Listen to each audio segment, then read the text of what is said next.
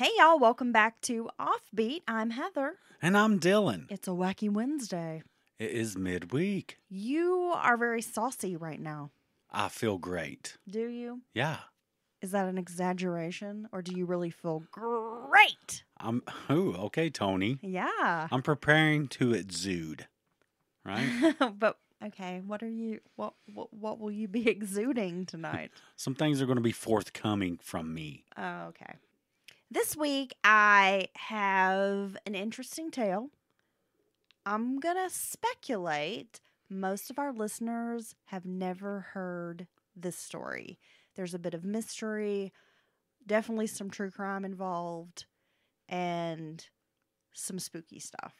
Ooh, that's a good mix. You think so? Yeah, you wouldn't tell me anything about this. You said it was a surprise. I wanted you to be surprised. I wanted to just get your reaction to the story. Okay, I can't wait. Now we got to dive in. Yeah, okay. Dylan, we've discussed this before, but you're a fan of amusement parks. Yes, definitely. Yeah? You probably are like most people. You like the Ferris wheel. Well, of course, you got to get up there and be like, I see, hey, there's Jim over there. He owes me money. Oh, gosh. Okay. Well, for many lovers of adventure parks, a favorite attraction aside from the roller coasters is the haunted houses. Oh, I think people just enjoy being scared Yeah. in a controlled environment, I think right? we all like it to an extent, right? Yeah, and That adrenaline rush. right. Well, the Haunted Mansion, located at Disney, is probably one of the most memorable experiences at the park. A lot of folks really love the Haunted Mansion so much that Disney even went on to make a movie about it, right? With Eddie Murphy some years ago. Yeah, I think we were all had that marketed down our throats. But it was all based on this ride at Disney. Yeah, and that's interesting because usually there's like the movie and the franchise and the fans and all that happens before something like a ride or something that represents it. But that's kind of backwards with that one. The ride was the original or the experience, and then they tried to make the movie. Yeah. Have you ever Okay. been into one of these haunted houses at an amusement park? Yeah, I would say kind of the little dinkier, nothing like the Haunted Mansion at Disney, I'm sure. That's a rich people's haunted house, right? Yeah. Yeah. Well, I remember being a kid in the 80s, because I'm old, and going to Myrtle Beach, right, for the family vacay. Ooh, Myrtle Beach. Yeah, the Redneck Riviera, as some folks like to call it. Hey, I was there. Spring break 86, y'all, had my neon sweatshirt. Anywho, there was like the pavilion where they had all of the rides, kind of a little amusement park. They had a haunted house. And I specifically remember you would sit down in these like little, carts that would sort of tote you through the house. And it was a lot of animatronic ghosts. And there was like a giant spider at the end. Oh, no. And it almost looked like you were going to be eaten by the spider kind of thing. And then the cart quickly did a sharp turn, right?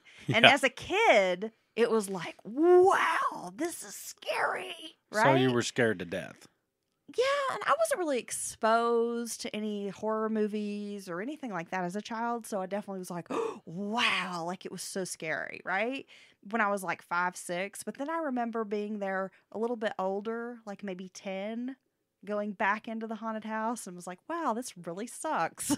This is so stupid. Well, yeah, it's funny about perspective and when you do revisit things or even like see someone you thought was so big and larger than life when you were a child and then you're just like, well, what the hell? I'm like a foot taller than this person Right. So now. if we have any listeners out there who vacationed at Myrtle Beach in the 80s and you remember this haunted house attraction at the big pavilion, right? Because there was the big and the little pavilion. This is at the big pavilion. If you remember that haunted house, you got to hit us up. mountainmurderspodcast@gmail.com. I want to hear about your 80s Myrtle Beach haunted house experience. Okay. Now, I must say, there in Gatlinburg, I did take my children through. Oh, yeah, I've never been to that one. I think it was called the Haunted Tower. I may be wrong. It's right there where Ripley's and all that is. And I must say, it was pretty damn scary. Because, you got all it's one of those you go through and you have a strange environments. Maybe it's pitch black or, cloths like hanging all around you. And things like that. And then you have people jumping, jump scares. But after, and I'm just like, oh, it's kind of cheesy or whatever. And the kids are scared. And I'm just like, oh, I'm dad. I'm not scared. But after about halfway through it, it was just getting to be a lot. And then my youngest got really scared. And I was just going to pick her up and clutch her to me, carry her. Well, one of the actors was whispering. What he was telling me was, you can't do that. You can't carry your child, put her back down. It's, safety, all that. But he was whispering, which was freaking me out even more. And like my daughter's getting even more scared. And I was like ready to fight. Like, I mean, I was that agitated. I wonder how many haunters or whatever at these professional haunted houses end up getting like smacked or punched or kicked. I say that comes with the territory. Tased. Yeah. Okay, I'm sorry. Back to our story. We got a little off topic there. We were offbeat. It's offbeat, bro. So in the 70s and 80s, Six Flags Great Adventure Amusement Park, located in New Jersey, had a haunted house that was very popular. So it opened in 1978, and the castle was built out of containers and trailers with a control room located in the center. Wooden partitions linked the trailers together, creating a maze-like effect. The 4 original trailers came from Tom's River Haunted House Company, owned by a man named George Mahana. Originally, the scenes were pre-installed, and the person leasing this haunted house, which would be the Six Flags Great Adventure Park or whatever, they were responsible for sort of designing the facade of the haunted house. So I guess this company, they set these up, and then everybody could kind of create their own the outside look, the exterior look, right? So basically, it's like they're selling them the product, the pre-wired, arranged internals of the trailers, and then they can like set the guts of the haunted house, if you will. And then you can. It sounds like a lot of animatronics and things like that, and then they create kind of the facade and then title it and go with a theme on as far as the outside is. So that sounds pretty cool. It was, at first, a white 2-story house with a green roof and shutters. It had a wrought iron fence around the perimeter. Creepy music was played over loudspeakers for ambiance. There was a gatekeeper stationed outside, and typically 3 to 4 park performers wore monster costumes inside the house. And this came out kind of during the off-season. They were just sort of toying with it, like the shoulder season, to see how this worked. And it was so popular, they extended having this haunted house. But they gave it a facelift. Due to the popularity, the haunted castle was reassembled on site. So it goes from this haunted house to a haunted castle. Ooh, it grew up. It included 17 aluminum trailers with separate corridors and mazes with that control area in the center of the haunted castle. Wax mannequins were used as props. The exterior was built to look like a medieval castle with turrets and towers. A moat surrounded the castle with a footbridge, luring visitors across. Unlike a lot of haunted houses, the castle was a walkthrough attraction where people had to feel their way around these 459 feet of dimly lit corridors. Yeah. Well, that's going to set a pretty good atmosphere to creep you out. Right? Yeah. The biggest thrill was anticipating scary actors dressed as monsters, ghouls, and killers jumping out at any given moment. Some scenes were acted out and others involved props. On May 11th, 1984, a group of 9 teenagers entered the castle, and only one would come out alive. Whoa. Wait a minute. Hold on. You're telling me 9 people went in here and 8 people died? Yes. Oh my God, what happened? Well, Dylan, sit back, relax. I'm about to tell you. I'm fixing to tell you. You seem really relaxed too. At any given time, thousands of visitors could be lined up waiting for the opportunity to enter the metal gates. Around 6:30 p.m., a 14-year-old named Suzette Elliott and her friend Tina Genovese went to the attraction with 7 others. They were on a school trip, having arrived with a large group on a bus earlier in the day. The pair had won the trip by collecting the most Campbell's soup labels for their school. Damn, what a Do you score. remember that? Well, I remember, different things at school. Whoever does the most gets this prize. But that's a pretty good prize, right? Getting to go to a Six Flags. I do recall bringing in soup labels, the Campbell soup labels, and I'm not exactly sure what that promotion was, but I remember doing that in elementary school. Man, and the modern day equivalent's the box tops. Oh, Oh my God, I must have spent thousands of dollars trying to get my kids box tops, bro. While wandering around the park, Suzette and Tina met up with 17-year-old Joseph Bayrudy and 18-year-old Nicola Kazaa.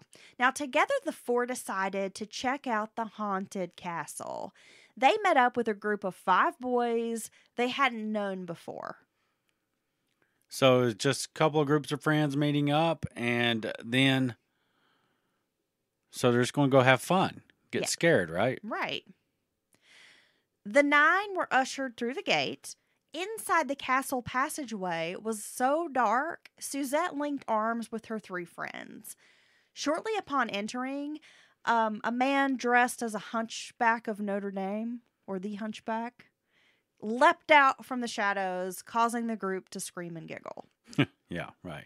And that's typically how it goes. You get the big scream, and then everybody laughs, kind of shoves each other around. Yeah, and just keep moving. In total, there were 29 visitors and 4 employees, with some near the front, like where you would enter, and others close to the exit.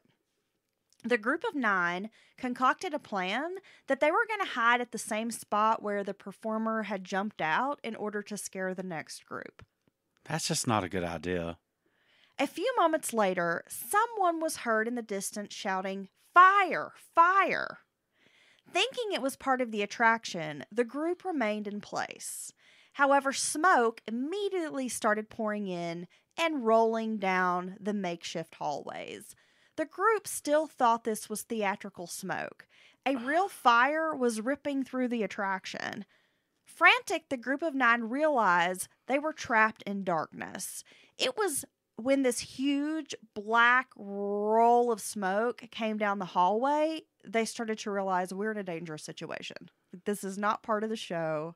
This is not cool. Shit. Well, I mean, you would think in the first place they would never do that because that's not a good thing to kind of kid about. Or, I mean, that'd be a kind of goofy, but they're young, so maybe they're not thinking like that. Now, what's dangerous about this, and my first thought is, whatever's on fire likely is all synthetic materials, foams, things like that. They're going to create very toxic smoke very fast. While the group was near the area where the hunchback had been hiding, another group entered behind them. A member of the second group saw flames flashing around the passageway and shouts for the group to go back the way they came. Like, everyone turn around, go back, there's a fire. They were able to escape by climbing over each other to reach this exit. Oh my gosh. Unfortunately, the group of 9 were fumbling around in smoky blackness. People were clambering and bumping into each other. It was true like a fear frenzy, Dylan. You got to you got to crawl, dude. You got to get low. Everyone was in panic mode. Some boys were shouting they should hide in the display, while others were succumbing to smoke inhalation. As Suzette fell to the ground, a park employee named Greg Caplow ran into the burning building and found her. He lifted the girl up, carrying her out of the fiery attraction. Security had ordered him to go inside and secure the visitors. Okay. I mean, if somebody's telling me go in the burning building, I'm probably going to be like, no. Well, that's very heroic for him to come in there and get anybody, but I mean, that should be on their own accord if you want to do that. Someone shouldn't try to make you do that. Exactly. How about you guys run in here with me? We can all grab somebody. Quickly, firefighters from 11 different townships showed up, ready to extinguish the flames. An hour later, the fire seemed to be under control. The park remained open during the fire, without closing or asking guests to leave. Yeah, don't worry about it. It's okay. It's shift change. It looks like it's on fire, but just keep riding rides. The Dutch band Golden Earring was scheduled to play a concert that evening, so the park didn't want to postpone, and refund money. Yeah, and that's you have people in danger. Some people could be losing their lives. You have an emergency. So I think that's not the right call on their part. Do you agree? Yeah. Even if you were there and not anywhere near that, you'd be like, "Oh my God, what's happening?" Bad call. Everybody needs to go. Everybody make your way to the exits. We'll take care of you. As far as refunds and things go. Yeah, the risk management is too high. Yeah.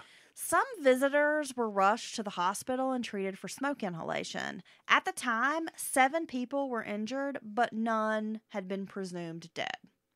Even Suzette thought her friends had made it out alive. When firefighters were able to go inside and seek out the cause of the fire, they found an unusual set of mannequins in the display. Upon closer examination, they shockingly realized these were not props, they were human bodies. What the hell? The body of 17-year-old Joseph was found away from the group, closer to the exit, but the others were within just a few feet of each other, near the location where Suzette would later say they tried to hide. The bodies were so severely burned, investigators had to sort the mannequins from them. Later, it would be ruled that the manner of death was smoke inhalation and carbon monoxide poisoning. So is this just where they happen to be when they succumb to the fire, or? This is like basically where they were standing, like kind of hiding. Okay. So they weren't even able to really get out of that area at all. Okay. The materials used in the castle's construction were highly flammable. As you mentioned, Dylan, the interior was constructed with plywood and other very cheap wood materials, as well as foam padding covering the walls. Fabric and paper lined the walls for decoration. Yeah, and on top of that, you got all these electronics, animatronics, wires. I mean, it's just a recipe for disaster. Oh, yeah. Imaginably so, the aftermath was sheer anger. Legal proceedings followed against Six Flags Great Adventure, and the builder of the attraction with charges of manslaughter. Fire inspectors had never checked the castle nor inspected it because Six Flags assured them it was merely a temporary structure. So well, I don't care if you know what? It doesn't matter if it's temporary or not. If people are going through it, it should be checked out. I don't care if it's there for 2 days. It should be deemed safe by local authorities. The fire inspectors had informed the park it was important to install smoke alarms, sprinklers, and fire alarms. Six Flags pled not guilty, stating it was not their fault because the fire was arson. The jury agreed. Really? Six Flags was found not guilty of manslaughter. People were horrified to learn the castle had no building permit, no certificate of occupancy certification, and refused the safety recommendations, which were sprinklers, fire systems, smoke alarms. And these recommendations came from consultants from the parent company. Of Six Flags? Yes. Okay. So they're basically like someone else made it, so if it's faulty, it's their fault. But I mean, they kind of tricked. No local code enforcement, even though it's full of people 24/7. It's running all the time. Well, not 24/7, but you know what I mean, every day. And it's obviously not temporary because they build it out bigger, better.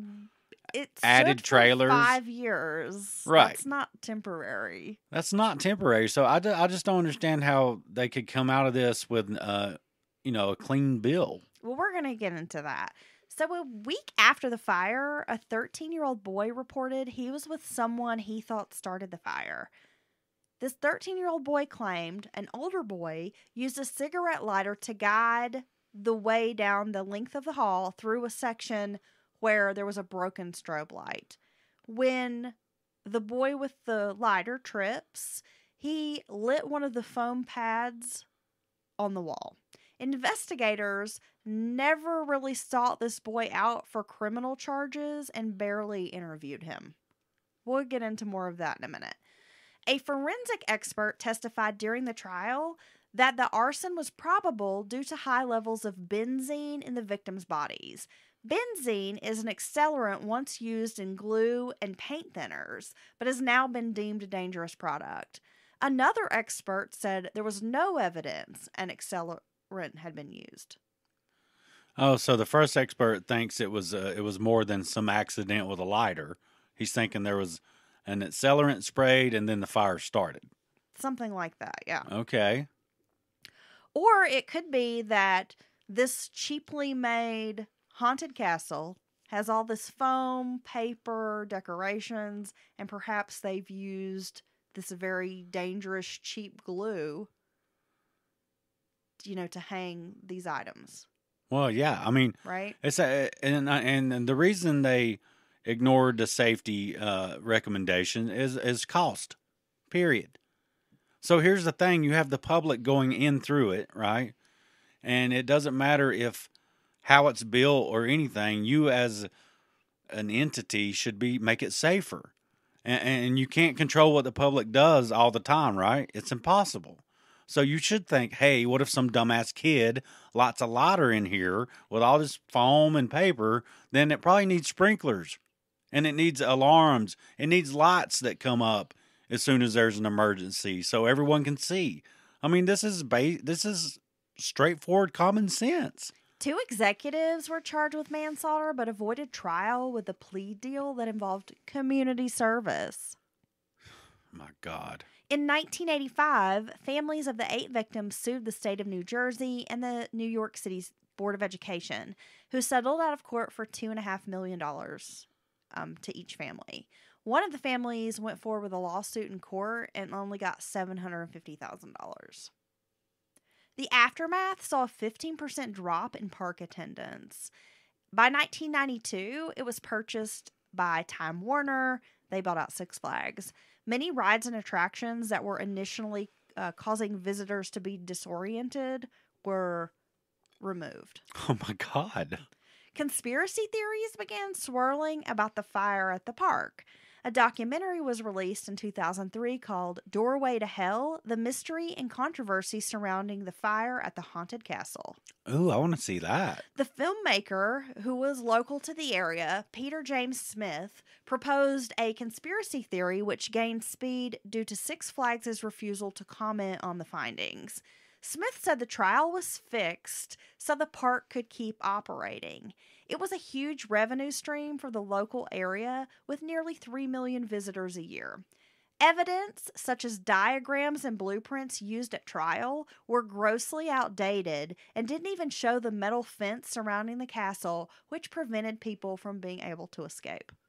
Yeah, I mean, this place, it sounds like it was a death trap, waiting for one spark, one bare wire, one anything, some dumbass with a lighter, or even someone with, arson on their mind to just, I mean, there's a reason that doors are to remain unlocked when the building's occupied and things like that, and sprinklers. It's about public safety. Not only were the old diagrams and old blueprints used, but eyewitnesses had accounts that the exit doors were chained shut, and these accounts were dismissed by the park.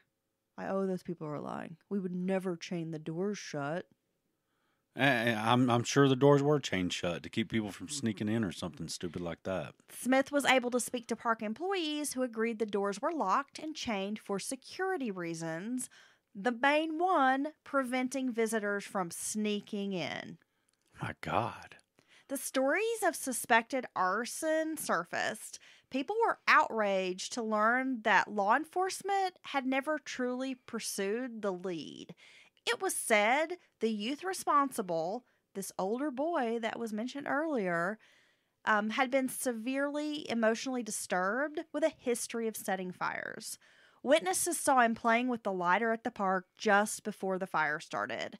After the fire, he was seen leaving the attraction alone with his hands in his pockets.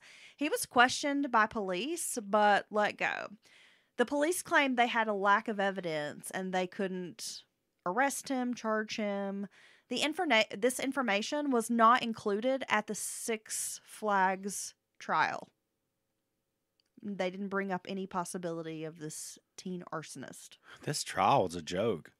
Jose Carrion Jr., Eric Rodriguez, Lenny Ruiz, Samuel Valentin Jr., and Christopher Harrison were among the 8 killed, along with Tina, Nikolai, and Joseph.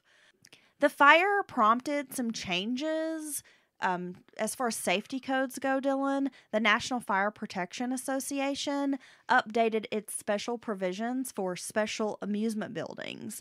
The new requirements included properly installed and maintained sprinkler systems and smoke detection systems. Well, yeah, like I said, it doesn't matter if it's there for a week or a year.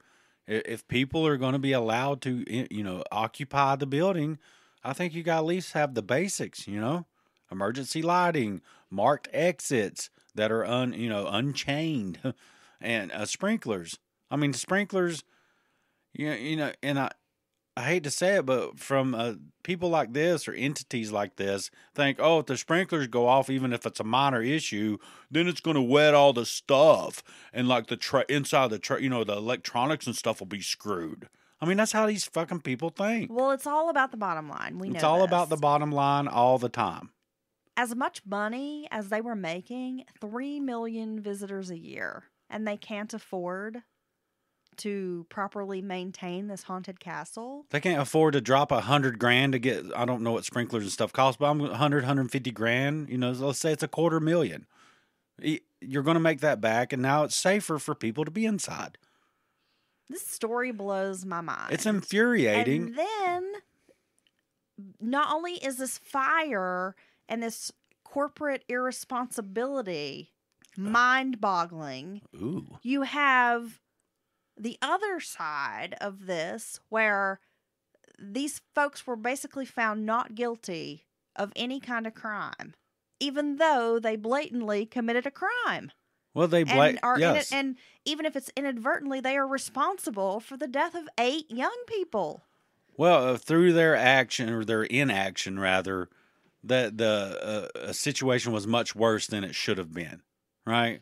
As soon as, if you had even a decent sprinkler, half-assed sprinkler system, it would have, it would have went off. It would have put the fire out, or at least dampened it way down. It would have knocked all that damn smoke back a little bit and gave people time to, maybe get out. But this place sounded like a damn trap. It's like once you go in, you can't easily just go back. You think you'll be able to just be like, oh shit, let's go this way. But it sounded like a literal house of death and horrors. It's one problem and you can't easily get out of there. Coupled with they have the doors chained and locked. You know that some people in there tried to get out those doors. They did. You're going to. There were multiple people who tried to unlock doors, realized they were chained, and then managed to make it out like an exit door, like having to climb basically on top of each other to get out the store. So at the very least, it's negligent on the park's part to be operating this ride in this condition. Most definitely. And they never pay. They never pay. And I know how it is in these areas when you have one large employer or, something that brings either a big tax base or attracts just a big part of the community financially. An economic driver. They're never held to accountability for anything. It's sad. It's a really sad story. Those many people didn't need to be that injured or killed. I mean, you can't always stop it all, but it certainly could have ended up a lot better than that. Definitely. Agreed. So, Dylan, you had a little bit of true crime news you were thinking about discussing, correct? Yeah, one thing I was going to say, do you remember that extreme haunted house? Was it McKamey Manor? McKamey Manor? Yes. Isn't that too much? I would never.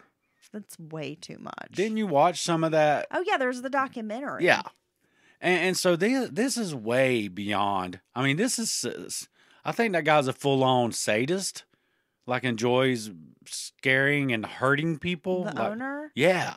He has to be. He's twisted. Because this goes way too far. And like they're like, oh, nobody makes it through. And you're like, shit, dude, I watched 10 minutes of it. And it goes from like, oh, you might get some good jump scares or great makeup or something, seeing something cool, to being tied to a fucking wheelbarrow and having basically waterboarded by people screaming. And I mean, what the fuck? Yeah, you get clubbed in the knee. Yeah. And you signed that damn release form that covers everything imaginable. Yeah, broken bones, Yeah. burns, And people, there's like deaths. a multi-year waiting list to go there and let this guy fucking beat on you, dude. I don't get that. That's too much. I have no, I don't want to do There's that. a lot of controversy surrounding the extreme haunted houses. A lot of people think you should shut them down. This shouldn't be allowed. Well, This hey, should you be know outlawed. what? Hey, here's what I think about that. Two consenting adults. If the person wants to do that to them, and if a person signs up for that shit, who am I to tell them they can't go do that? It is, but I wonder, even with the waiver, this like 400-page waiver these participants sign, how much weight would that hold in court if someone actually died? I don't know. It's like there's so much shit on that waiver. It's almost like a joke. I don't even know if it's legally binding. Like, can I cut, like your fingers off and shit? Like, oh, it was on page 36. You didn't read that? You clicked the accept terms and policy on the app. Getting a hot dog shoved all the way in your belly button, you signed to that on line 27A, page 458. In your belly button? Yeah, I don't know. I thought you was going to say up your butt, and I'd be like, well, and that would kind of suck, but I think I could live through it. But in my belly button? That sounds horrible. They're going to shove an entire, and not just like... Oh, you're talking like a bra? We're talking like a bun-length dog, right? One of those big, the 12-footers, like the hot dog you get at the ballpark. Oh, my They're God. going to shove that entire hot dog in your belly button, The Dylan. foot long? Yeah. A frozen wiener? Maybe it's cooked. I don't know. No, it's got to be frozen. That gives it the rigidity to make it into your belly button. Jeez, yeah. Oh my How God. unpleasant. God, I feel like that could be a franchise of a horror movie. I'm just saying, everything is in this waiver. Probably shoving a hot dog in your belly button, it's in there. This summer, prepared to be scared to death. Wieners. Okay. Is that the start of a franchise? Is that your broadcast voice? No, that's my movie guy voice. Your movie guy voice. That's pretty good, right? Sure. You don't think so? It's wonderful, Nolan. This summer, one girl, one hot dog, one belly button. Sounds like an adult film. we don't kink shame here. One girl and a wiener. Yeah, so you had some true crime news. I have a little bit of true crime news. Would you? I would prefer if you started. Okay. Well, Dylan, a young Texas mom who worked as an exotic dancer at Rick's Cabaret in Texas was fatally shot, allegedly by a man who had been stalking and harassing her. Oh, my God. This story is scary. On Tuesday, police in Fort Worth responded to a 911 call about an accident on Highway 183. A woman had been found shot to death in her car. The 911 caller said she saw a silver Hyundai sedan speed off an exit ramp and onto a grassy area before it hit a sign. Officers arrive at the scene. They find this female victim inside her car with an apparent gunshot wound to her torso. She was identified as 22-year-old Abigail Saldana. She was pronounced dead at the scene.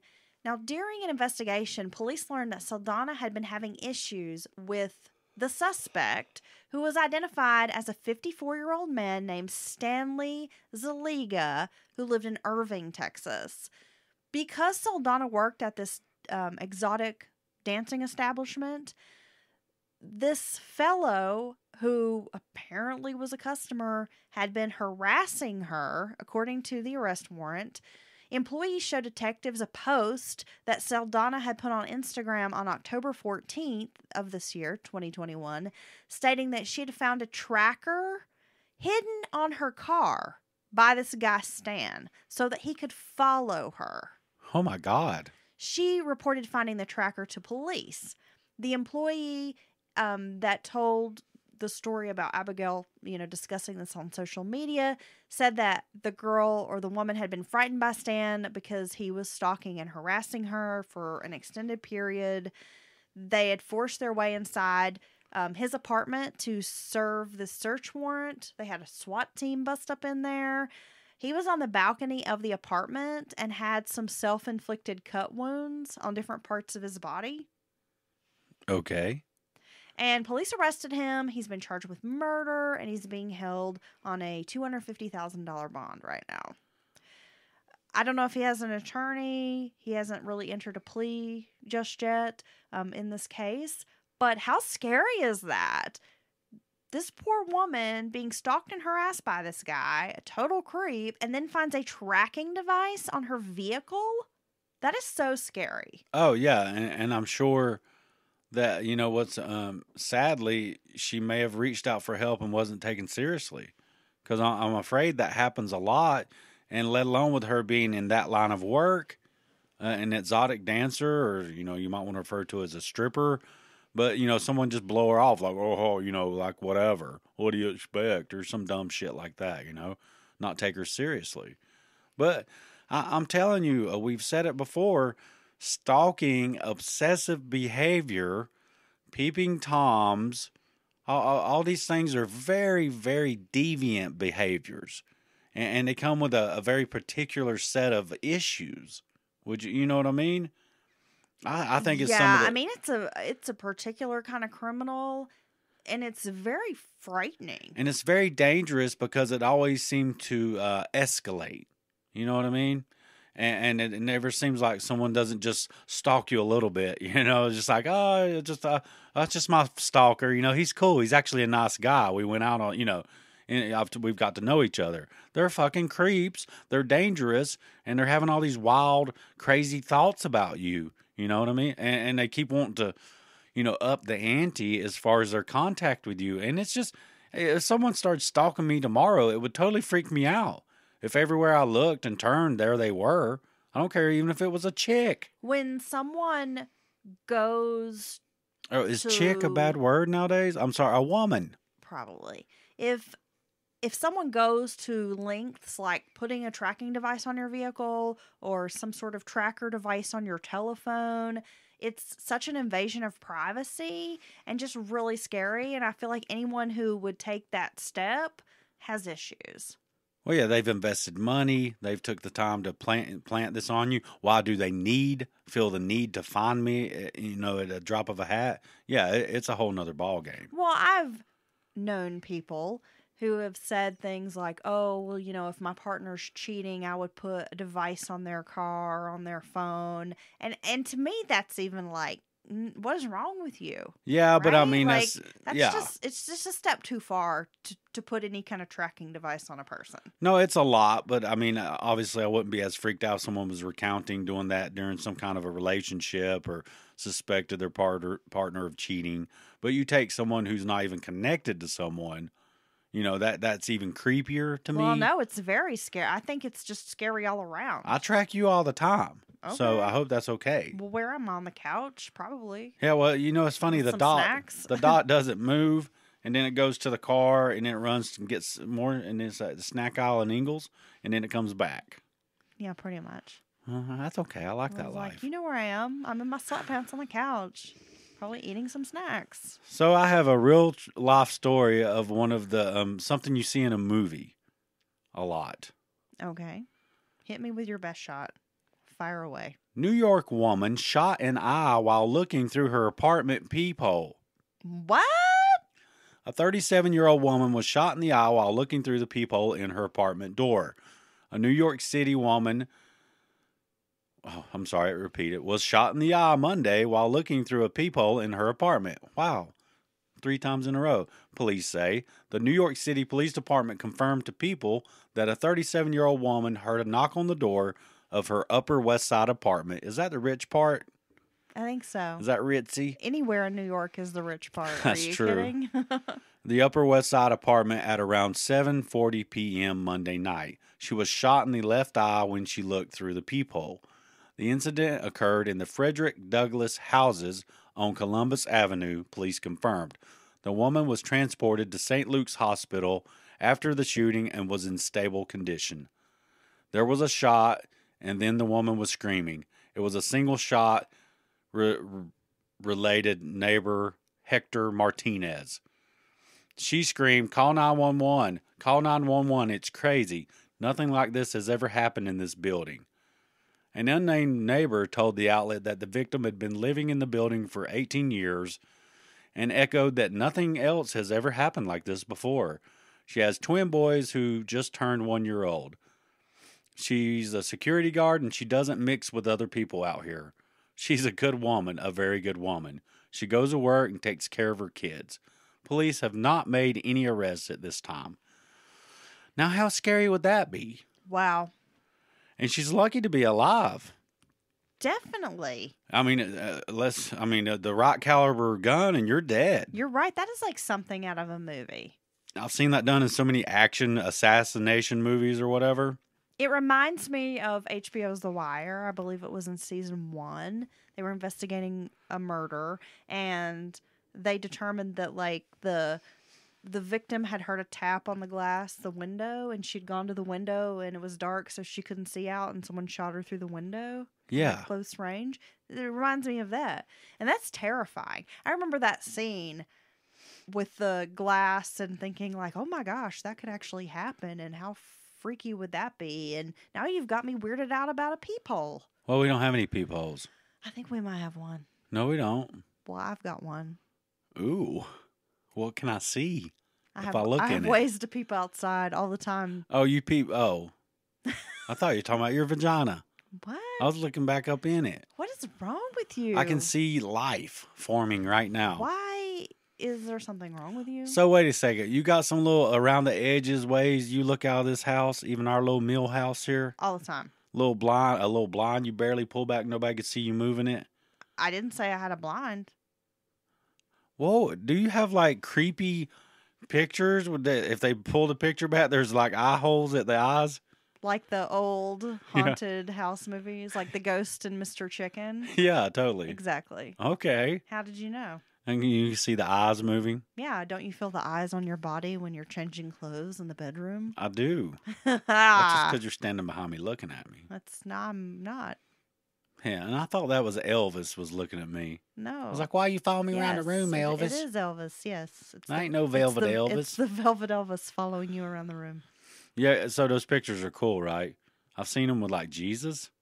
The velvet art? Well, no matter where in the room you go, it looks like it's looking at you. Oh, yeah, okay. I've seen it with the Jesus picture, and I've seen it with some other things. It wasn't Jesus. But I think those pictures are cool and kind of tacky. I feel like I'm staring at a Jaws poster right now, and no matter how Jaws is looking at you in this room, he's trying to eat you. Well, yeah. Okay? That's what happens with... He's like, I'm going to eat your ass. You ain't even swimming in my ocean. Damn. What? Jaws is mobile. Now he's on land. He's a land shark. Sharknado. Candygram. It's possible. Land shark when she opens the door. Just don't open the door. That's an old SNL skit. Okay. All right. Well, thank you, Dylan, for participating in today's Offbeat. Yeah, it's a little late. We're recording here, but I enjoyed your story. It's very sad. I think other people at fault were not held accountable at all. Such a tragedy. And if I'd lost a family member in that, I would be, it just didn't have to go down like that. And even after that, after it happened, people just weren't held accountable. And I would be so pissed off about that if my family was harmed or killed in that death trap. Yeah, it was definitely a mix. You've got the true crime element. You've got a bit of mystery. What started this fire? How did this happen? So many questions. Man, it reminds me of that White Stripes concert there, or it was a smaller venue when the pyrotechnics set off. Are you talking about Great White? Oh, is it Great White? Yeah, it is not the White Stripes, honey. I'm sorry. It's Great White. Great White. Once kissed, twice shy, or whatever. Have you ever seen the video of that? No, I know people have discussed there's video of my God, bar fire, but no, I have not wanted to watch that. It's the same thing. You had these kind of shady bar owners. They had all these noise complaints, so they just like literally padded the walls and entire roof with this foam, this super cheap fucking polyurethane foam. And when that thing sparked off around the stage, the fire just shot out across the crowd and just started basically pouring down on them. You can imagine like hot gravy, basically. on fire. It was like napalm. So the station nightclub involved in that fire is in Warwick, Rhode Island, and this happened back in 2003. Yeah. It was within like 2 minutes that the entire club was engulfed with smoke and flames. Yes. It was a death trap. And it's just, I mean, you just never know. You know, there's a bunch of people in there trying to have a good time. And next thing you know, it's an inferno, black, thick, toxic smoke. I think people don't realize, which I think a lot may know, smoke inhalation typically gets you first. But you can stand smoke from the campfire, some pure wood. But when you get to that black, thick, toxic smoke, a couple of lungfuls of that at a certain parts per million in the air, and you're down. You just pass out, and you're done. And it's scary. Fires are very scary. Oh, my gosh. Yeah, if you ever want to listen to a podcast about disasters, like that fire there with the Great White, try out Disaster Area. It's very good. Okay. Yeah. I didn't know you were listening to this podcast. I'm thinking about, I'm thinking about disasters now. Yeah, you got to check it out. All right. Thank you for that recommendation, Dylan. Now I have something to listen to, add to my list here. We'll be back on Sunday. Brand new true crime case. Ooh. Baby. Maybe taking you in the Wayback Machine. Oh, again? This might be a way back. Man, we're going to have to get some of that overpriced premium gas in that Wayback Machine. We will. Where we're going, we don't need gas. Damn. Okay. All right. I'm sure that I'll just feed you some beanie weenies, Dylan, and you can power us right there. You're damn right. All right. We'll be back on Sunday. Hope you guys have a great week. If you want to drop us a line, mountainmurderspodcast@gmail.com. You can find us on Instagram, Twitter. We're all over the social medias. Yes. And for bonus content, ad-free episodes, find us at patreon.com/mountainmurderspodcast. Bye, Dylan. Bye, Heather.